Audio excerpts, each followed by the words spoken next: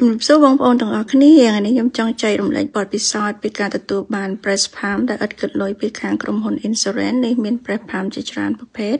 ប៉ុន្តែយើងចង់បានល្អយើងថែមលុយតិចតួចទៅជាក់ស្ដែងពេទ្យ recommend ខ្ញុំឲ្យយក Spectra S1 Plus នេះគាត់ថាល្អប្រើអញ្ចឹង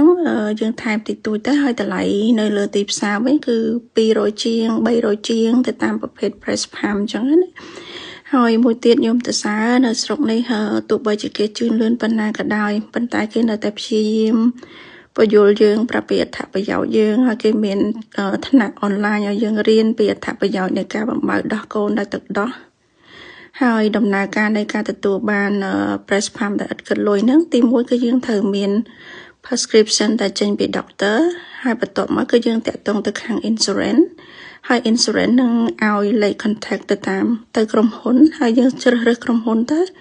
ហើយយើងចូលនៅក្នុង app របស់គេដើម្បី submit prescription ដែលចេញពី doctor ហ្នឹង